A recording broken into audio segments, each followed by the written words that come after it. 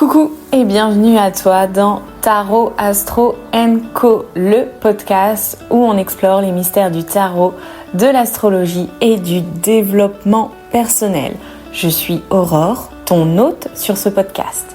Chaque épisode est comme une aventure mystique où nous découvrons ensemble les mystères de l'invisible pour notre croissance personnelle.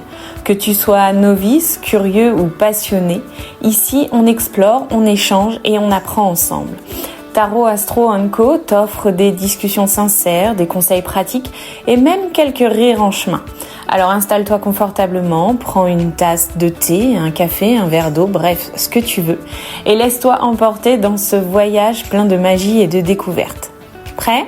Parfait, c'est parti pour une nouvelle aventure avec Tarot Astro & Co. Bonjour à toutes et bienvenue dans notre rendez-vous saisonnier, le podcast sur les énergies des saisons liées à l'astrologie, au tarot et à la créativité. Je suis Géraldine, animatrice du podcast Créativement Vôtre et je fabrique aussi des carnets cousus main astrologiques et autres et j'anime des ateliers créativité. Et moi je suis Aurore, bienvenue à vous. Vous allez nous retrouver donc sur nos différents podcasts Créativement Vôtre pour Géraldine et Tarot Astro & Co pour moi. Donc moi je suis tarologue et avec Géraldine on travaille ensemble pour vous proposer des ateliers qui allient spiritualité d'une manière assez générale mais plutôt axée tarot et astrologie. Et astrologie. Effectivement, astrologie, je dis pas encore trop parce que comme je suis encore en mode formation, tu vois, Ouais, mais quand même, je tâtonne un peu, mais de plus en plus. Et puis donc on travaille ensemble pour proposer des ateliers, des carnets qui allient nos pratiques, nos différentes pratiques, et on se retrouve chaque saison pour vous parler un petit peu de spiritualité et de créativité en fonction de la saison et de son énergie. Voilà, donc vous pouvez déjà retrouver notre épisode de l'été qui est paru le 21 juin. Tout à fait, on sort les premiers jours de la saison qui arrive. Voilà, on essaye de s'accorder à l'équinoxe de la saison. Et là, aujourd'hui, on va vous parler de l'automne. Soyez pas surpris si vous nous voyez en vidéo, on est habillé très très léger parce qu'on le tourne en été. Mais on va bien parler de l'automne. C'est vrai qu'on n'est pas du tout dans le mood de la saison là aujourd'hui parce qu'on vous tourne ça. Nous sommes le 1er juillet, voilà. à la date à laquelle on vous tourne cette vidéo, c'est ce podcast, puisque Géraldine, grandes vacances oblige. Géraldine vient de Marseille me voir à Toulon, exprès pour s'organiser et pour faire ça. Et comme Géraldine est très occupée cet été, puisqu'elle anime les ateliers, il a fallu qu'on se cale pour qu'on soit opérationnel pour septembre. Mais bon, ça va, entre le 1er juillet et le 21 septembre, normalement la saison de l'automne ne devrait pas changer, ni son énergie, ni ce qu'elle veut dire, donc je pense qu'on est raccord. C'est toujours la même, c'est juste que nos tenues sont pas raccord avec l'automne, voilà. Mais vous fiez pas à ça, il n'y a pas de souci. On a juste un tout petit peu chaud là, mais c'est ça. Ça va peut-être nous rafraîchir de parler de l'automne. C'est justement. Ça, voilà, on va se mettre. Et bien justement, on va rentrer pleinement dans l'automne, dans son énergie. Donc l'automne, c'est le moment où la nature se transforme après la saison estivale. Les arbres commencent à perdre leurs feuilles. On a des changements de couleur assez importants à cette saison-là. Alors, sauf dans le sud et surtout aux environs de Marseille, parce vrai. que nous, c'est vert toute l'année. Ça me perturbe beaucoup d'ailleurs en général, mais bon, on fait avec. Ouais. Alors moi, je suis pas encore habituée à ce changement de saison moins important en fait. Et pourtant, dans le Var, ça change quand même de couleur. À Marseille, vraiment, c'est semblable. Mais moi qui viens du Loir-et-Cher, où pour le coup, j'étais bien habituée à ce qu'il y ait un vrai changement de saison, j'avoue que dans le Var, le changement de saison est beaucoup plus léger en fait. On passe pas de l'été à la pluie, etc. On est encore en transition. De toute manière, c'est une saison de transition. Donc comme ça, c'est une saison... c'est exactement ce que j'avais marqué sur nos notes, donc voilà. C'est parfait. C'est ce moment où les journées ralentissent, les journées rétrécissent, où il fait un peu plus sombre normalement, où le temps est un peu plus frais, même si nous, c'est pas encore le sud de Oui, France. il fait quand même plus frais qu'à l'été. De toute façon, tu as quand même un changement de température, je veux dire, entre octobre et août. Oui. Heureusement.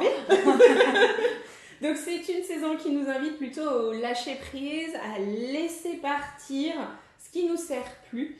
L'énergie de l'automne, elle peut être douce, mais elle est quand même très très puissante, notamment avec ces fêtes d'Halloween du 1er novembre qui sont des fêtes assez puissantes et qui nous poussent donc à l'introspection, à la transformation avant de rentrer dans l'hiver. À la préparation aussi finalement, c'est se mettre en condition presque pour passer la saison de l'hiver. Oui, c'est ça, on est dans une phase de transition. On a vraiment de fin septembre à quasi fin décembre, on a vraiment une grande phase de transition et d'ailleurs on le sent généralement bien, surtout sur novembre. C'est un mois qui peut être très chamboulant. Oui, c'est ça, assez lourd psychologiquement, etc. Décembre, on est de nouveau dans l'énergie festive. Exactement. Pour la plupart en tout cas.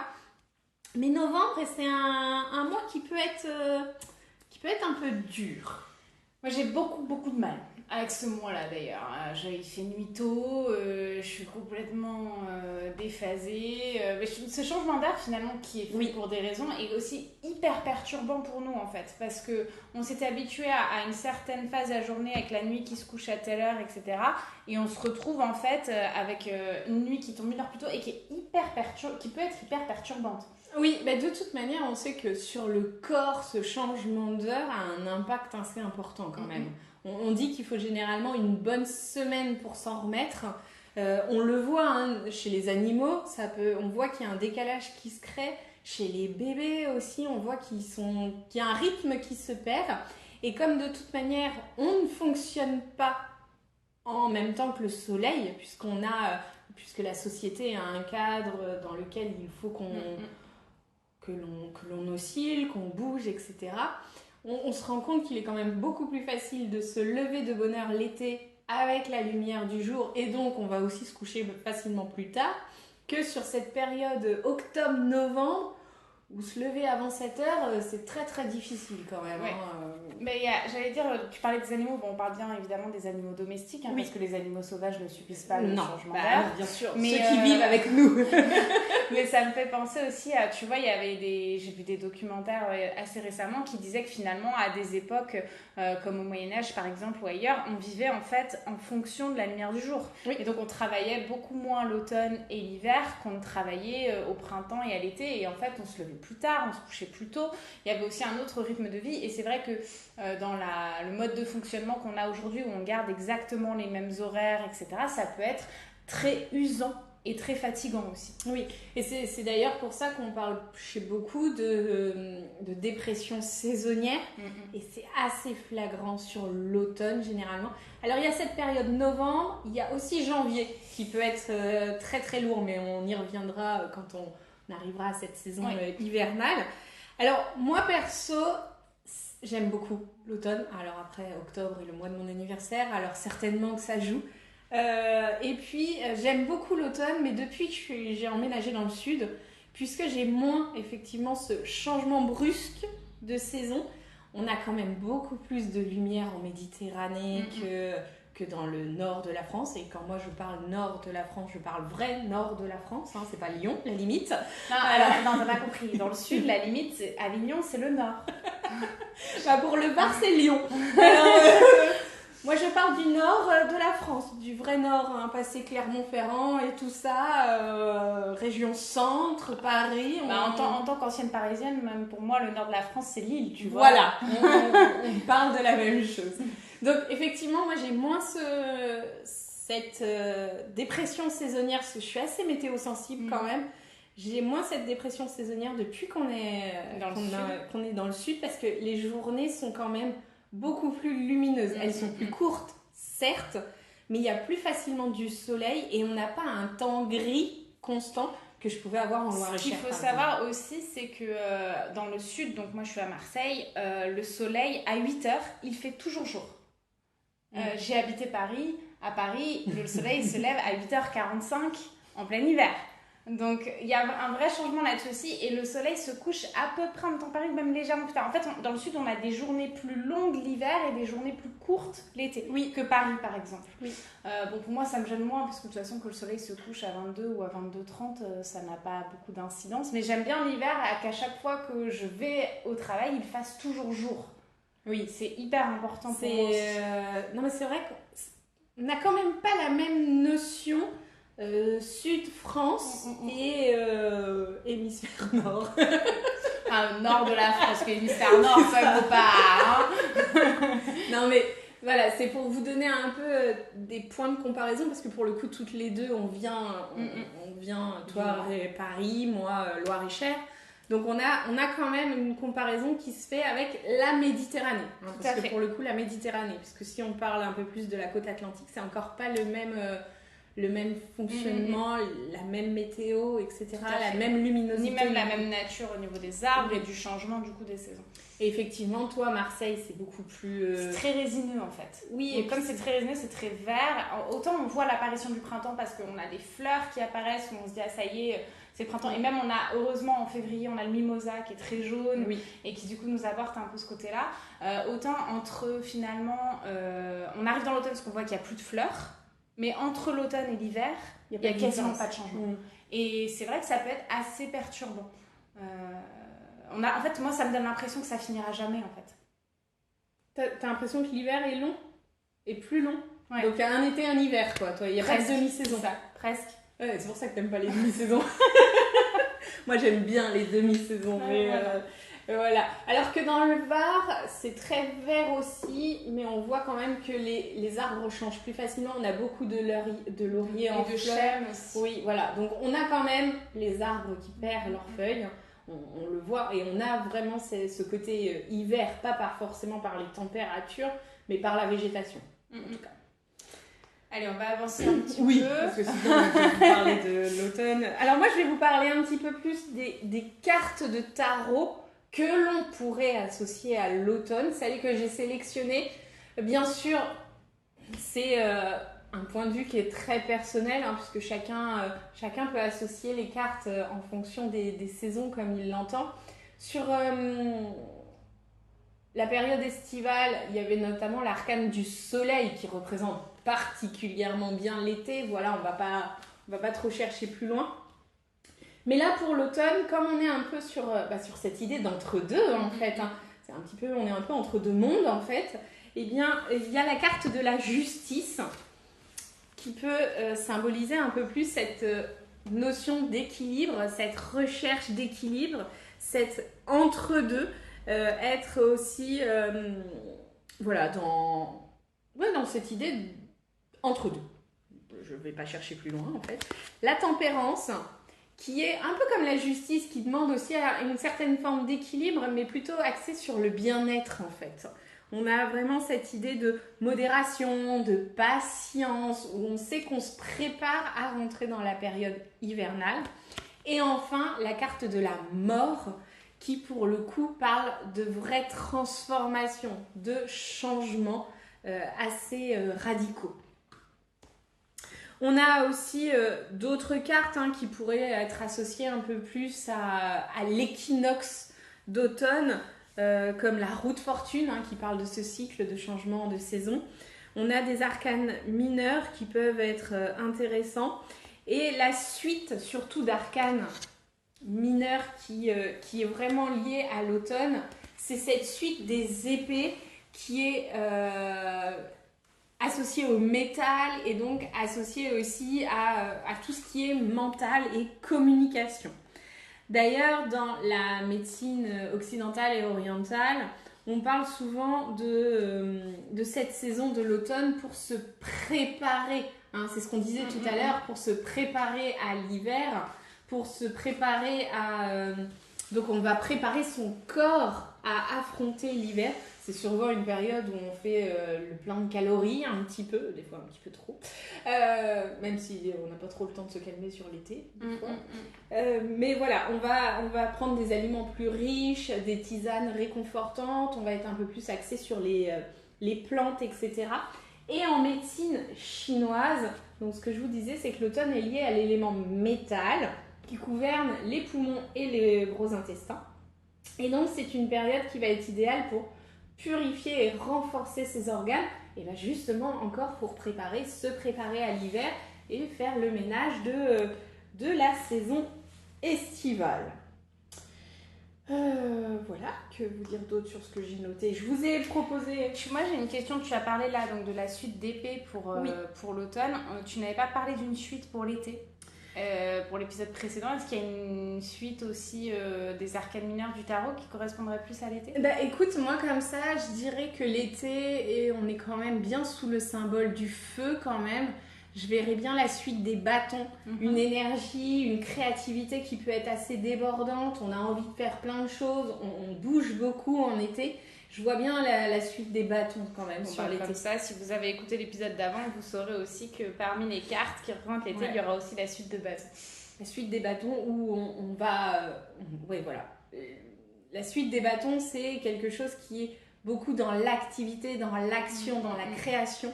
Je trouve que ça représente assez bien cette énergie feu de l'été.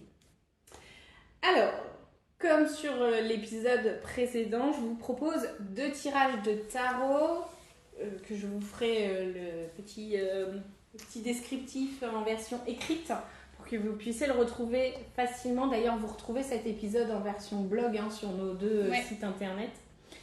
Alors, le premier tirage que je vous propose en 3 cartes, un tirage assez simple. On a dit que la saison automnale, c'était une période de changement, de transformation. On doit laisser partir certaines choses. Il y a une forme de ménage qui se fait. Donc la première D'ailleurs, on parle souvent du ménage de printemps, mais il y a aussi le ménage d'automne. Tout à fait, oui. On fait le tri de l'énergie estivale, de cette chaleur qui a pu être importante.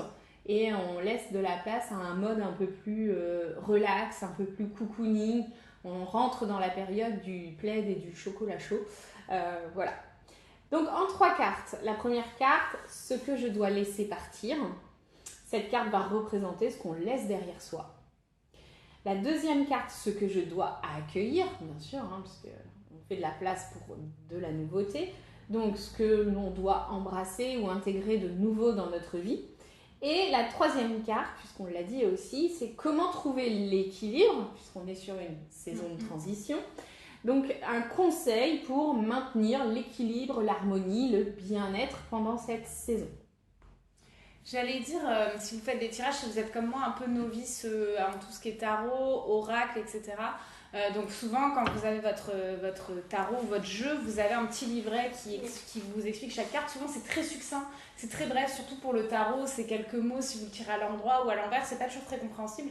Moi je vous invite aussi à aller taper la carte sur internet et à trouver des sites qui vous les expliquent plus longuement, la signification à l'endroit, la signification à l'envers, et souvent ça vous permet d'avoir aussi un truc un peu plus détaillé, et surtout l'important c'est de suivre votre intuition. Moi souvent j'écris ce que je trouve sur internet, etc. Puis après je fais une petite flèche, je dis moi je le ressens plutôt comme ça. Vous pouvez aussi regarder complètement la carte et vous dire bon, je regarde la carte et qu'est-ce qu'elle me fait ressentir, qu'est-ce qu'elle me dit, quelles sont les idées, les pensées qui me viennent en regardant la carte. Parce que finalement avec Aurore, ce que tu prônes et ce que j'aime beaucoup aussi, c'est l'idée que le tarot et le jeu de l'oracle vient vous aider à renforcer votre intuition et à vous faire confiance. Donc pas à vous dire ah là là ça veut absolument dire ça mais c'est pas ça que je ressens.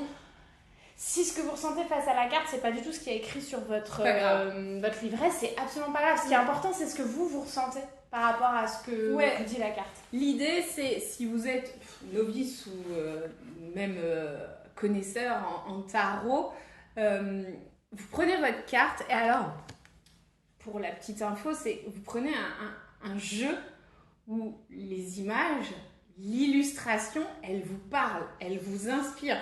Ne prenez pas, surtout si vous êtes débutant, un tarot de Marseille classique. Alors moi j'en ai pas parce que j'aime pas du tout.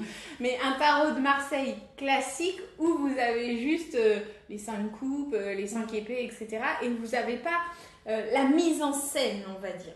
Alors que si vous prenez, et notamment dans ce jeu-là, voilà par exemple, tiens, un 8 d'épée, c'est très très bien, c'est assez parlant. Alors pour ceux qui nous écoutent seulement, on voit une femme à genoux, les mains et le corps complètement ligoté, les mains dans le dos, les yeux bandés, et elle est dehors, elle est sous la pluie, et il y a 8 épées qui sont lame vers le bas, tout autour d'elle, comme si ça allait tomber, comme si ça allait comme si elle était emprisonnée. Voilà.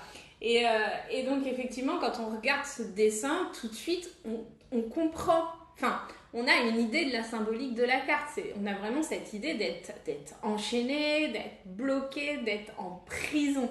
Donc si vous prenez un jeu avec des illustrations qui vous parlent, vous verrez tout de suite que votre intuition, et là aussi, la créativité, l'imagination rentre dans la lecture du tarot, vous verrez rapidement que vous allez trouver les mots-clés qui vont s'associer. Moi, ce que j'aime bien faire, c'est je prends la carte, je note les premiers mots-clés qui me viennent, tout simplement. Donc, effectivement, avec ce 8 d'épée, on va parler d'être enchaîné, ligoté, en prison. Il y a une certaine forme d'impuissance aussi. Ouais, de danger. Une fois que vous avez noté vos mots-clés à vous, ce que vous inspire la carte, vous pouvez aller prendre effectivement un bouquin, une ressource quelconque. Vous pourrez trouver plein de e-books sur mon site internet avec les mots-clés, des significations. Mais voilà, et après vous allez creuser un peu plus et vous voyez ce que vraiment elle vous inspire. Parce que vous allez piocher sur des sites, comme tu disais, mais tout ne te parlera pas forcément. Après, l'idée, c'est... Vous avez vos sites préférés après. Ouais. Et puis, l'idée, c'est de mettre en cohérence avec ce que vous vivez, vous aussi, à l'instant T. Ouais. Je sais plus pourquoi on était parti là-dessus. Parce que tu décrivais le tirage et que je trouvais ça important aussi pour dire, par exemple, avec ceux qui écoutaient créativement votre avant et qui n'ont pas forcément toujours cette approche d'expertise du tarot, par exemple, comment vous pouvez vous approprier aussi cette pratique pour vous et comment vous pouvez la pratiquer en fait. C'est pas une science exacte en fait. Il ne faut pas le prendre comme ça. Pas du tout. C'est vraiment un outil de guidance, de développement personnel, d'exploration de soi, d'intuition. Ça va vraiment vous aider à travailler tout ça. Et bien sûr, je parle de tirage de tarot, mais si le tarot c'est pas du tout votre truc et que vous préférez les oracles, et là vous prenez un oracle. C'est clair. Il n'y a aucun souci là-dessus. Voilà. Il n'y a aucun souci, et si après vous voulez vous former au tarot, vous venez me voir et on en parle en privé. Le deuxième tirage donc, de tarot ou d'oracle que vous pouvez faire, c'est en 5 cartes, donc il est un petit peu plus conséquent parce qu'on va aller creuser un petit peu plus loin. La première carte, ça va être « Quelle réalisation de l'année passée puis-je célébrer et de quoi puis-je être reconnaissant ?» On est toujours sur cette phase de transition en mode bilan et je prépare la suite. La deuxième carte, c'est « Quelle chose ou situation dois-je libérer pour avancer ?» Imaginons que là, vous tombez sur un 8 d'épée. On sait qu'il y a des croyances, des pensées limitantes qu'il va falloir aller travailler et switcher pour pouvoir continuer d'avancer sur la fin de l'année. La troisième carte, « Comment puis-je préparer mon esprit et mon cœur pour un renouveau spirituel ?» Donc, on est toujours dans cette phase de transition, de renouveau.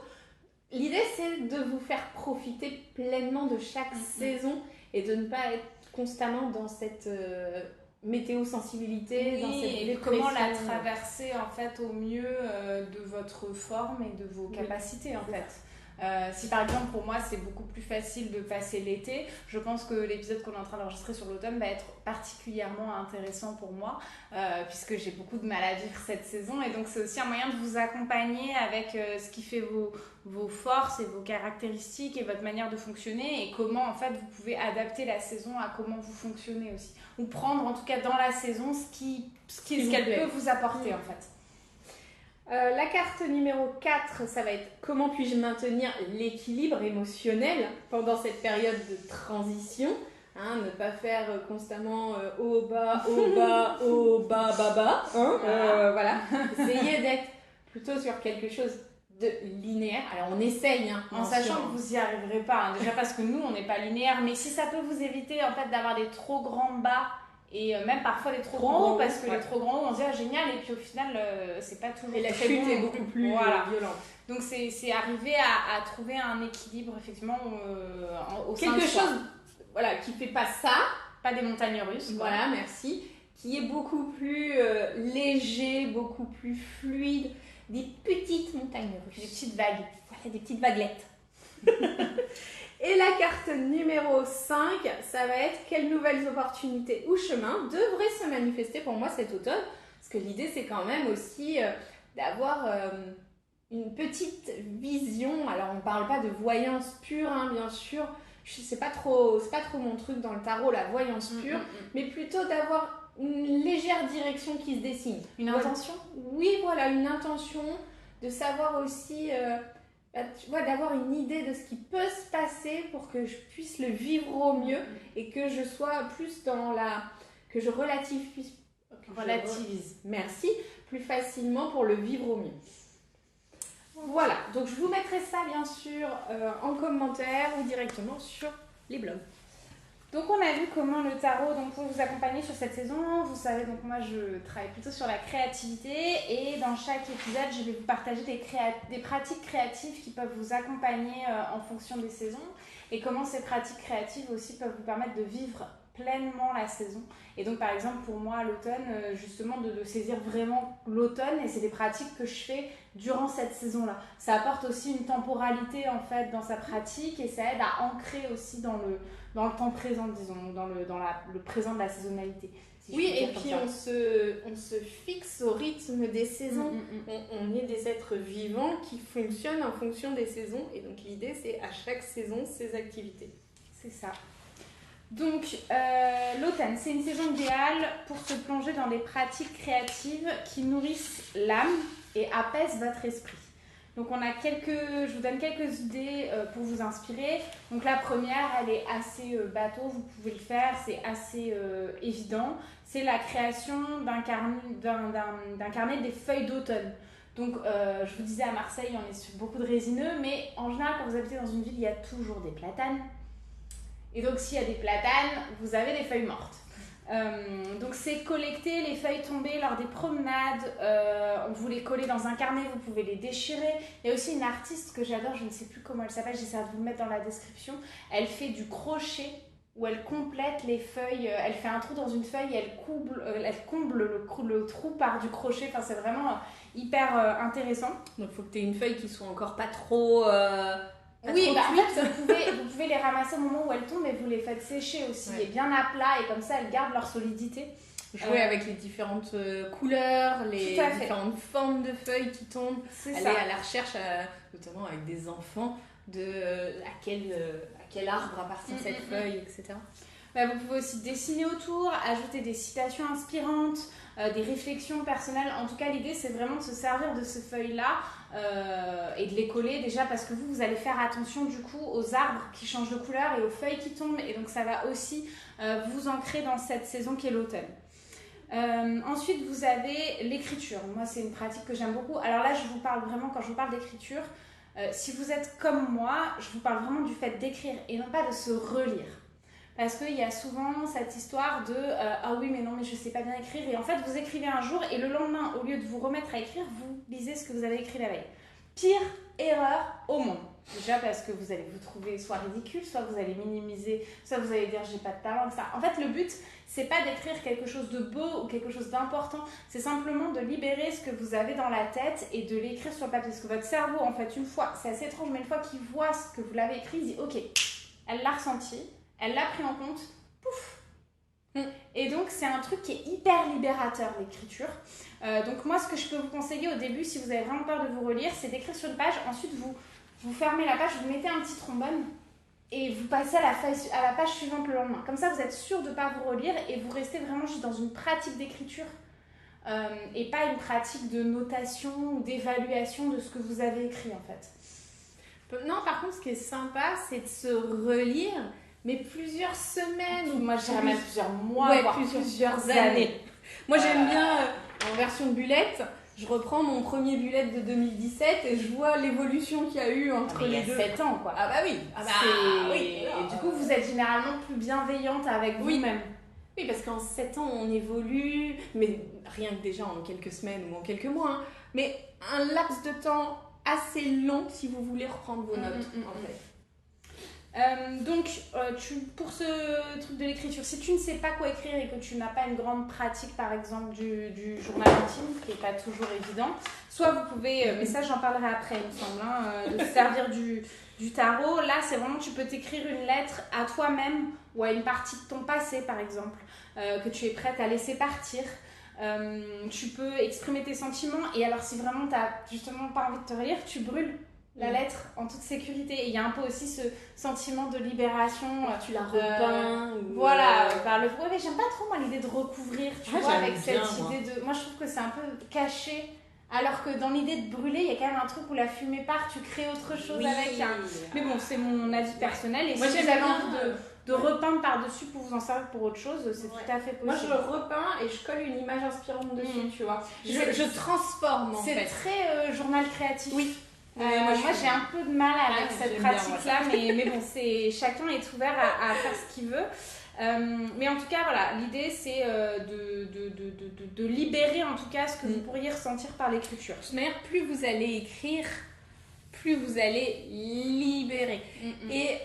Et personnellement, l'écriture manuelle, à l'ancienne, papier, crayon, est beaucoup plus efficace que l'écriture à l'ordinateur. Tout à fait. C'est ce que je vous disais, c'est le fait aussi d'accompagner la main et que le cerveau voit que c'est vous qui le faites, etc. Et que l'écrire au fur et à mesure, il y a vraiment un principe où il se dit, ok, c'est corporel. Il y a aussi un principe qui est très corporel. Et vous allez vous rendre compte que plus vous écrivez, plus vous allez émotionnellement aussi vous sentir beaucoup plus stable. Et il y a aussi un truc de plus vous allez écrire et plus vous allez écrire. Oui. Ah oui, ça, je vous assure qu'entre mon premier bullet où il y avait un peu d'écriture, celui de cette année est beaucoup plus rempli. Oui, bah ça... Alors ensuite, il y a les fabrications de bougies naturelles. Donc là, on peut utiliser des herbes, des épices d'automne, comme la cannelle, le clou de girofle, l'orange, pour créer des bougies artisanales. Alors là, je sais pas si moi j'adorais quand j'étais petite comme ça. Donc vous épluchez en fait une orange tout du long dans une espèce de spirale. L'idée c'est de garder soit ce truc là que ça forme, soit sinon vous coupez l'orange en deux, juste la peau, et vous épluchez comme ça et vous gardez les deux sphères, le haut et le bas. En fait. Et en fait vous gardez, vous savez, à l'intérieur de l'orange il y a une espèce de pas de mèche mais qui va jusqu'au centre. Et donc il faut garder en fait cette petite mèche là et vous pouvez l'allumer. Et ça vous fait une bougie en fait qui a une odeur d'orange, alors qui ne durera pas des heures, mais cette idée de transformer les produits de l'automne pour en faire une créativité, ça vous ancre aussi bien dans cette pratique-là. Ensuite, il y a le journal de rêve. Donc ça, on en parle souvent, pas pour que la saison d'automne, mais c'est des choses pratiques. Donc notez les rêves, les réflexions chaque matin. C'est ce que je vous disais aussi par rapport à la pratique de l'écriture. Moi, personnellement, tous les matins, je me tire 2 cartes. Et j'écris ce que je ressens par rapport à ces cartes-là, etc. Et ça m'ancre aussi dans une pratique. Et surtout, ça me fait prendre du temps pour moi tous les matins. Ce qui n'est pas donné. Ça crée une routine bien-être, c'est ça. En fait. L'art journaling. Donc ça, c'est ce qu'on appelle aussi le journal artistique.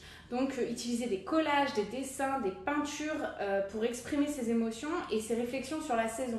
Donc là, vous pouvez aussi avoir un panel. Moi, j'ai une pochette en fait avec des images de magazines. Il y en a certaines qui me rappellent l'été, l'autre l'automne, le printemps, etc. Et tout ça, ça me permet aussi de faire des collages avec des thématiques un peu par saison.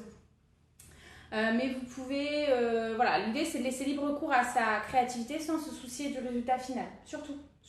On est dans la pratique, pas dans le jugement. On fait de l'art, mais pas pour du beau. Enfin... En fait, attention, parce que la notion de beauté est très subjective, mais c'est pas pour un rendu. C'est pas pour être productif. Oui, voilà, c'est plutôt pour un moment de bien-être. Vous voyez, c'est comme quand vous faites, par exemple, un sport et que vous faites un sport juste pour vous défouler et vous détendre, mais qu'après, vous n'allez pas en compétition obligatoirement. Il y a aussi, tu vois, le principe, vous prenez pas un bain pour être bien propre à la fin. Non, tu prends un bain pour te détendre. Tu prends un bain pour te reposer. Là, c'est exactement pareil. On fait une pratique créative, non pas avec obligation de résultat à la fin, mais juste pour ressentir ce bien-être en créant. Ouais. Vous n'allez pas exposer. L'idée, c'est pas d'exposer ou de le montrer. Après, si vous voulez montrer votre création, la diffuser sur les réseaux, etc., en montrant juste que vous avez pris du temps pour vous, etc., très bien. Mais c'est pas l'idée première de cette création. On va pas exposer dans une galerie. Et potentiellement, ça se trouve, vous n'allez même pas garder ce que vous avez créé, quoi. Donc, c'est clair. On s'en moque un petit peu, en fait. Ensuite, il y a l'atelier de teinture naturelle. Ça, c'est un truc que j'aime beaucoup, que j'ai un tout petit peu pratiqué. Donc, c'est utiliser des ingrédients naturels comme les pelures d'oignons. Vous avez aussi les peaux d'avocat où ça marche. Les autres trésors de la nature, les baies, les feuilles de thé pour teindre des tissus.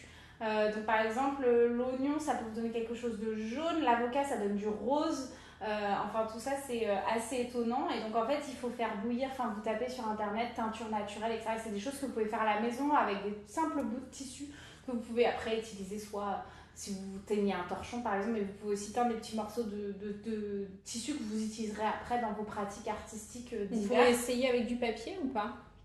Oui, ça se fait aussi, mais le problème, c'est que tu as besoin de le... Il faudrait que tu le mettes bien dans une bassine bien à plat avec du poids dessus. Et il faut un papier bien épais pour pas qu'il se dilapide dans l'eau, en fait. Donc, c'est vraiment plus avec du tissu que ça se fait en général.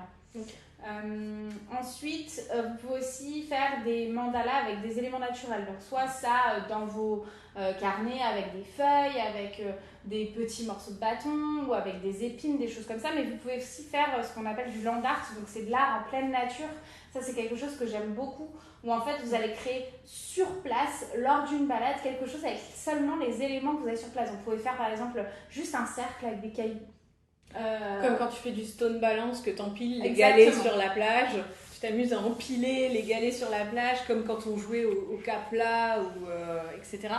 Et histoire que ça aille le plus haut possible. Et ça a vraiment cet effet méditatif parce qu'on est concentré que sur une chose en fait. C'est ça. Et ça vous fait des œuvres en plus qui vont être éphémères, donc ça rappelle aussi le côté éphémère des saisons qui est assez intéressant. Donc voilà. Et je trouve toujours rigolo quand tu arrives après, mais comme quand tu fais un château de sable, c'est exactement ça. C'est le même principe. Quand tu arrives après que tu n'es pas la personne qui a créé, que tu te dis c'est sympa ce qu'il a fait. Mais toi tu rajoutes ta petite pierre à l'édifice, tu sais. Et là aussi tu as l'esprit de communauté, de collectif qui rentre en jeu. Tout à fait. Et après, vous avez tout ce qui va être cercle de créativité et de tarot. Donc comme c'est des moments aussi où on a tendance un peu à s'isoler par la dépression saisonnale, etc., c'est aussi intéressant d'avoir des pratiques collectives à ce moment-là.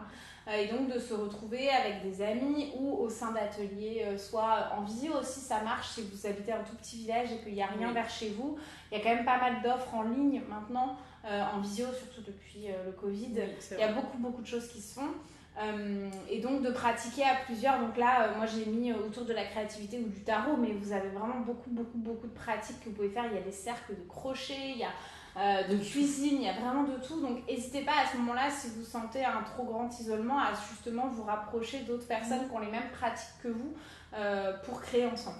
Et rien ne vous empêche, si vraiment vous habitez dans une petite commune un peu isolée, de trouver une ou deux personnes et de suivre ensemble en visio le cours, etc. Histoire de... Parce que tu peux avoir quand même un petit sentiment de solitude avec la visio, c'est très bien, mais ça a quand même certaines Oui, mais limites. c'est mieux. Je parlais vraiment pour ceux qui habitent, tu vois, les tout petits villages et qui ont vraiment rien qui leur est proposé. C'est déjà mieux. Il y a quand même un échange qui se fait. Et puis ça va aussi vous aider si vous n'êtes pas inspiré, par exemple, si vous êtes du genre à vous avez acheté un carnet, vous avez acheté des outils créatifs, vous dites allez je m'y mets et vous vous retrouvez devant la page blanche et vous êtes complètement bloqué. Et ça peut arriver aussi. Et donc ces ateliers-là, ça peut aussi vous aider à trouver des inspirations, des prétextes, à vous donner des idées entre chacune. Mais vous pouvez aussi le faire très bien avec vos amis. Vous vous donnez rendez-vous une fois par mois, par exemple, à telle date. Et vous vous dites, allez hop, on fait un club de lecture. Oui, on lit tel bouquin et on en parle une fois par mois. On fait un truc de tricot, un truc de crochet. On cuisine ensemble, un repas. C'est pas obligé d'être forcément dans la créativité dite picturale de dessin qui ne parle pas forcément à tout le monde. Vous avez plein de pratiques que vous pouvez faire en collectif qui sont plus abordables.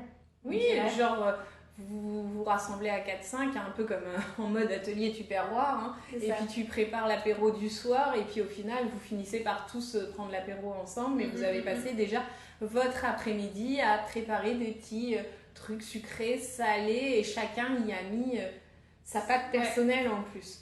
Et a appris d'autres choses, parce que c'est aussi ça le partage, c'est de pouvoir apprendre d'autres pratiques, d'autres cultures, d'autres... Mais si vous avez d'autres pratiques aussi, vous par exemple, vous-même, que vous faites avec les saisons, ça nous intéresse vachement. Donc n'hésitez pas à nous mettre des commentaires, à nous dire sur les réseaux sociaux. Je sais, là je viens de penser aussi à ma belle-mère par exemple, elle crée son propre kombucha. Avec son thé.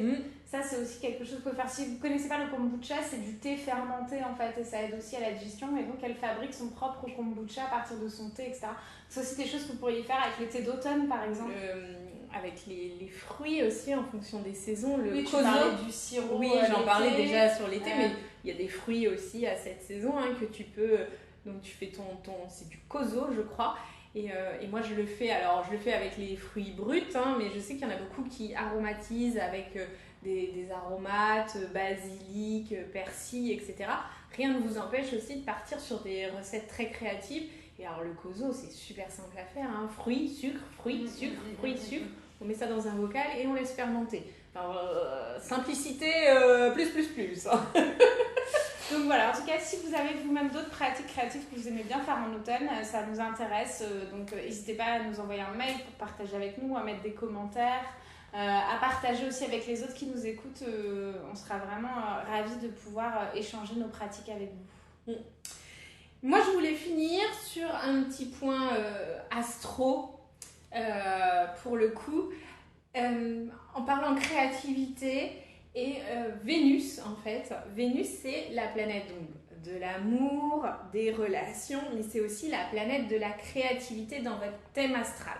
Alors là, attention, je vais rentrer un petit peu plus dans la pratique, c'est-à-dire qu'on va sortir de votre signe solaire que généralement chacun connaît. Hein. Je suis née en octobre, je suis Balance.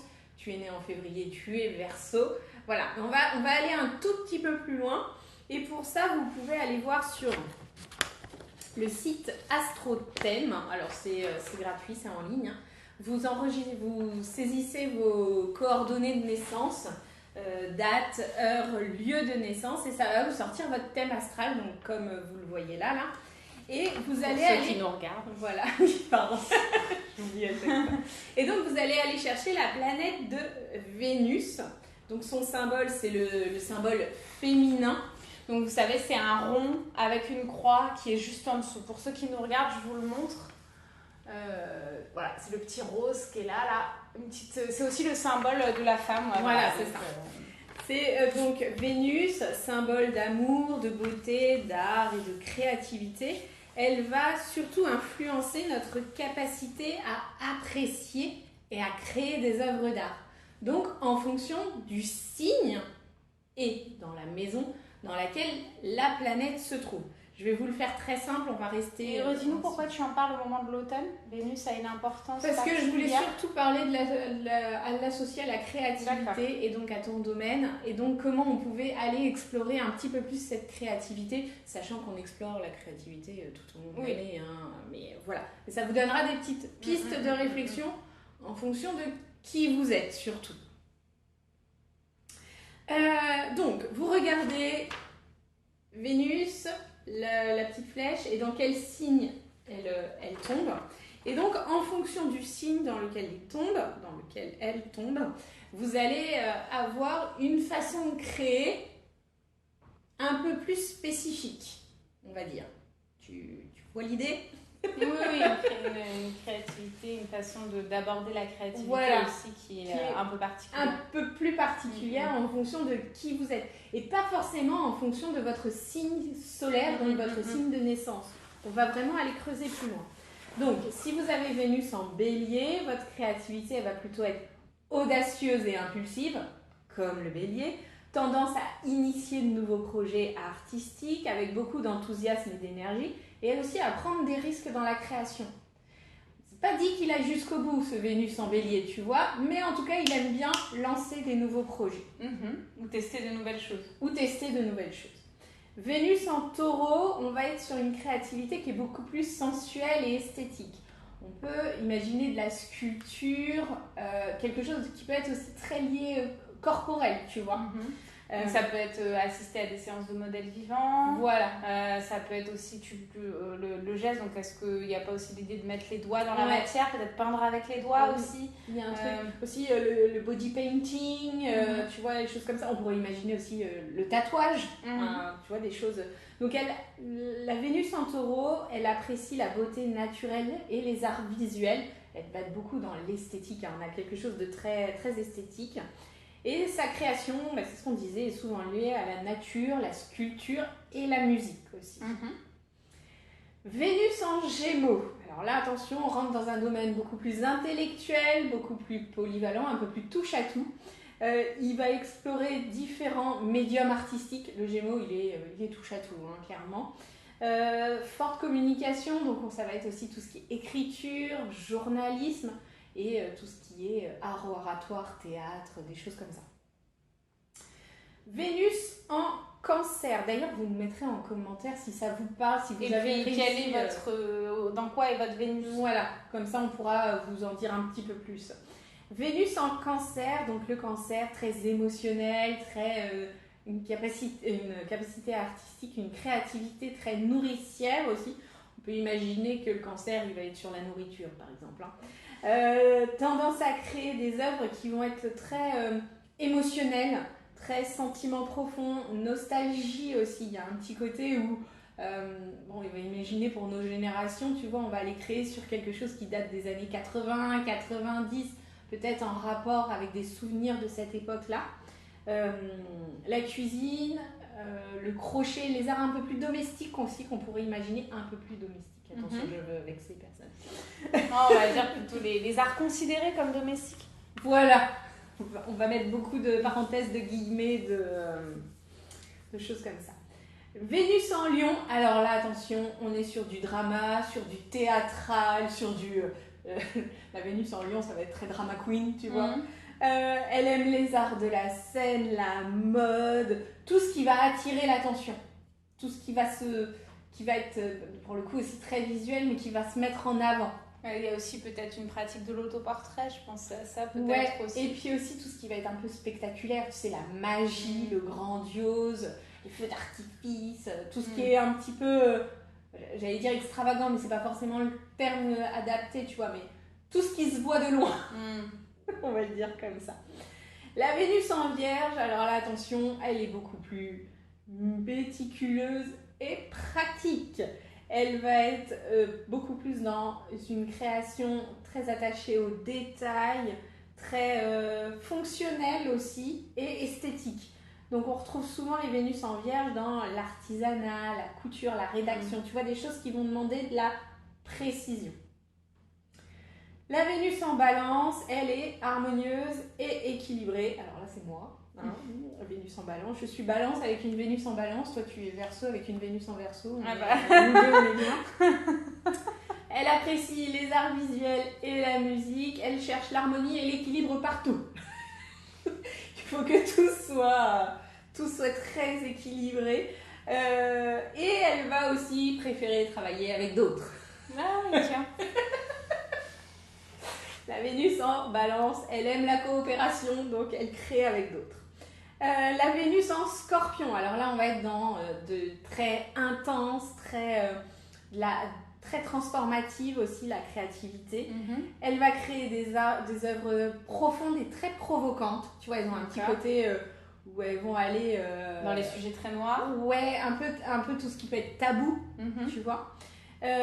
Donc tout ce qui va être de l'ordre de la transformation, de la passion, du mystère. On pourrait aussi imaginer des œuvres très sexuelles, très axées sur l'argent. Tu vois, tout ce qui peut être un peu tabou pour notre société. Occidentale. Donc, ouais.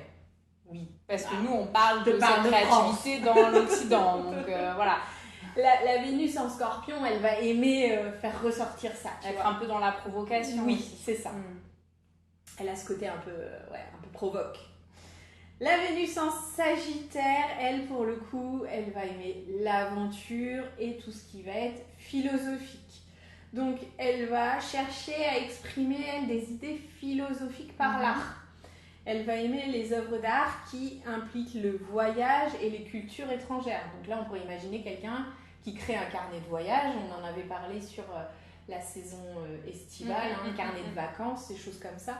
Ou qui va aussi mettre en avant des cultures étrangères. Mais qui peut aussi suivre des stages de carnet de voyage. Tu sais, il y en a chaque année au Maroc, mais aussi dans des parties de France, en Ardèche ou des choses comme ça. Ouais, c'est ça.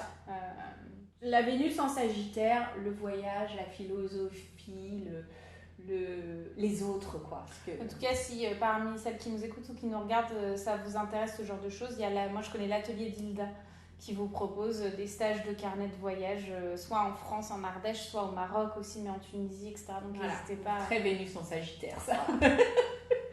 Vénus en Capricorne, alors là c'est beaucoup plus traditionnel, beaucoup plus structuré. Elle va préférer les formes d'art très classiques, bien établies, ce qui est quand même connu et reconnu. Elle va mettre l'accent sur sur la durabilité de l'art. Tu vois, les choses qui tiennent sur la qualité de ses créations. Tu vois, toi qui as une Vénus très limite Capricorne Verseau, je trouve qu'on t'y retrouve bien aussi là dans quelque chose qui tient, qui est solide. Tu vois, tes carnets, les carnets que tu crées, ils sont costauds, ils sont faits pour durer. Ils sont faits pour être gardés, ouais. Voilà. Transmis même. Voilà, donc on a quand même une forme d'art classique et en même temps, on y vient avec ta Vénus en Verseau, innovante et avant-gardiste, c'est-à-dire que tu vas quand même sortir des sentiers battus. Avec des formes. Mais dans la durabilité. Ouais. Non, mais même dans mes. Parce que moi, je suis aussi. J'ai une pratique aussi artistique et je travaille sur l'image de la femme dans la religion et notamment à travers les vitraux. Très Capricorne. À travers les vitraux et je fais ça avec des photos de femmes nues. Donc on a ce côté très Capricorne, vous voyez, de la tradition, donc la religion, et en même temps cette Vénus en Verseau, innovante et avant-gardiste, qui aime bien sortir un peu des limites là, et donc ces femmes nues dans la religion. On sent un peu il y a un pont. Ouais, il y a un pont, ouais. Petite opposition. Donc voilà, donc une Vénus en Verseau, innovante, avant-gardiste, qui aime repousser les limites du commun, on va dire. Oui, sortir des sentiers battus. Voilà. C'est comme ça et qui peut aussi inclure, alors toi tu me disais que c'était moins ton truc, qui peut notamment inclure la technologie et les idées futuristes, parce que ça c'est très Verseau. Oui, très sur l'innovation et les choses comme ça. On pourrait imaginer quelqu'un qui crée par exemple beaucoup avec une imprimante 3D ou voilà, attention je schématise, hein, il y a bien d'autres façons de faire, mais voilà, pour vous donner des exemples. Et enfin, une Vénus en Poisson. Alors là, on va être dans l'imagination, le rêve. On va être attiré par la musique, la poésie, les arts visuels qui vont être très en lien avec les rêves, la spiritualité et l'illusion. Tu vois, là, on peut retrouver aussi un peu la magie, ce côté un peu flou, tu vois, du poisson. Une Vénus en Poisson, elle va avoir un côté artistique flou. Voilà, c'était le petit truc en plus. Le petit truc en plus spécial astro que je voulais vous donner pour vous parler un peu plus de créativité et de comment mettre en place votre créativité en fonction de votre Vénus, dans quel signe elle se trouvait. Voilà, mais en tout cas, pour retenir, donc l'automne, saison de ralentissement, de transformation, on se prépare pour l'hiver, donc quelque chose d'équilibre, on se cocooning, etc. Et donc l'idée de vous accompagner par un tirage du tarot pour vous aider à trouver l'équilibre, savoir comment la transformer, et des pratiques créatives qui vont vous aider à vous ancrer dans cette... Moi j'aime beaucoup les termes ancrés, je pense que vous l'avez compris maintenant, mais... à vous ancrer dans la saison et à la vivre du coup, à non pas la nier ou à la traverser avec des œillères en mode j'aime pas cette saison, je la traverse, mais plutôt justement à la vivre et à apprendre ce qui vous plaît dans l'automne pour la vivre au mieux. C'est ça, parce que toi t'aimes pas trop cette saison automnale et donc au lieu de se bloquer avec ça, genre j'aime pas parce que chaque année il se passe je sais pas quoi, parce que on a des idées toutes faites, on a des a priori. Et bien justement, avec tout ce qu'on vient de vous donner, en fait, les tirages de tarot vont vous permettre de poser les choses, de savoir comment vous fonctionnez. Vous, en fait, l'idée, c'est vraiment d'aller chercher comment vous fonctionnez et avec toutes les idées créatives, d'aller piocher dedans ce que vous pouvez mettre en place pour vous sentir bien, pendant toute cette saison automnale. Donc voilà, on espère que ça vous aura en tout cas inspiré, que vous en avez peut-être appris plus sur la saison de l'automne ou plus sur pourquoi vous l'aimez ou ne l'aimez pas. N'hésitez pas à nous mettre des commentaires, abonnez-vous aussi à nos newsletters. Est-ce que tu veux redonner ton site peut-être ? Oui, alors Tarot Astro & Co. Ça c'est le podcast. C'est le podcast et c'est aussi mon site internet, où tout s'appelle pareil, c'est plus facile. Et sinon vous me retrouvez sur Instagram, aurore.tarologue. Et moi, donc la sardine plastique, www.lasardineplastique.com et la sardine plastique sur Instagram aussi. Et sur les deux, vous avez des liens pour vous abonner à la newsletter pour qu'on puisse vous partager aussi nos actualités. Mais aussi, moi, j'envoie un mail tous les mois avec des petits trucs et astuces créatives pour votre créativité. Donc voilà, et on vous retrouve au trimestre prochain pour vous parler de l'hiver. Voilà, vers la vingtaine de décembre, Tout à fait. pour vous parler de l'hiver. Si vous souhaitez aller plus loin, vous avez le programme Ancrage qui est disponible. Et vous avez l'atelier Ose aussi gratuitement sur nos Instagram et sur mon site. Voilà. Vous n'hésitez pas, si vous avez des questions, le plus simple c'est de venir nous voir sur Insta. C'est là où on répond le plus. Ou par mail aussi. Oui, ou par mail. Voilà, vous avez toutes nos coordonnées à droite à gauche. C'est assez facile de nous retrouver. Voilà, et à très bientôt et bon automne à vous. Bel automne.